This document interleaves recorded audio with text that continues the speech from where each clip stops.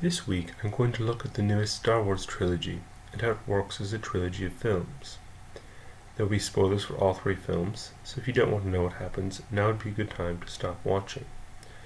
The Force Awakens introduces Rey, a scavenger on the desert planet who we later learn was abandoned as a young girl and is waiting for a family. We are also introduced to Kylo Ren, the grandson of Darth Vader Anakin Skywalker. Rey gets involved in a mission to get a droid containing a clue to Luke Skywalker's location to his sister Leia.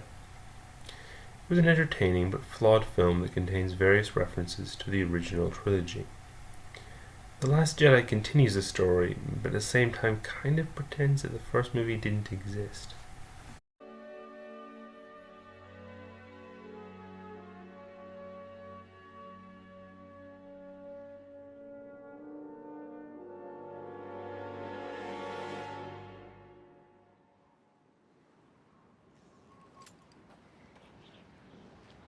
If Luke's not really bothered about his past life as a Jedi, what was the point of the whole first film, and why did he put a clue to his location into R2-D2?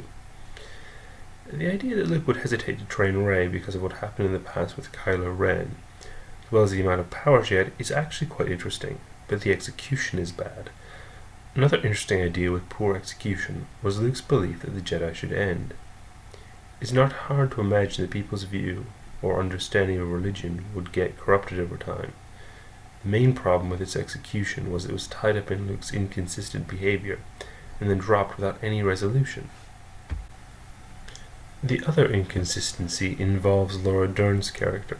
Mainly, where in the world did she come from? If she was supposed to be so high up that she replaced Leia, shouldn't she have at least had a few minutes of screen time in The Force Awakens, which takes place directly before this? Do you want to know the truth about your parents?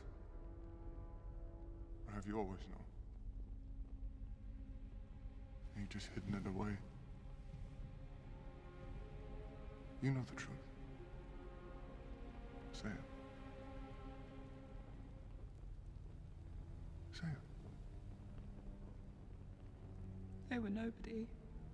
They were filthy junk traders who sold you off for drinking money. The dead in a pauper's grave in the Jakku desert. This moment is actually not terrible, and I think audiences would have been more inclined to accept it if the rest of the film was consistent.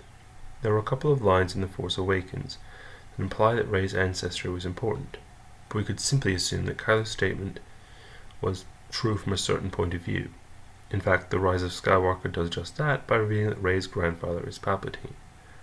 While this was designed as a retcon, it can be argued that it was foreshadowed by the dark side cave in The Last Jedi.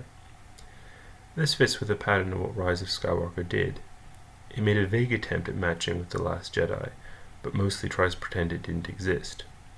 The Force bond between Rey and Kylo Ren continues and ends up being used in a couple of really clever ways. Make the sacrifice.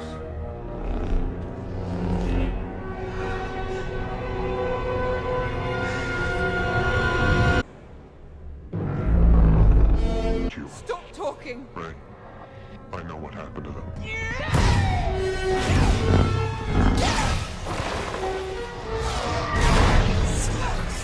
J.J. Abrams also completely ignores the questions about the rightness of the Jedi raised in The Last Jedi. Rey could have become a Grey Jedi and possibly swayed Kylo Ren to come around to a similar position, but instead she ends up becoming all the Jedi in some way and using that to defeat Palpatine. In short, each film in the trilogy had lots of potential, and there were some great scenes. However, overall it failed to live up to its potential. On the bright side, we have more John Williams to listen to.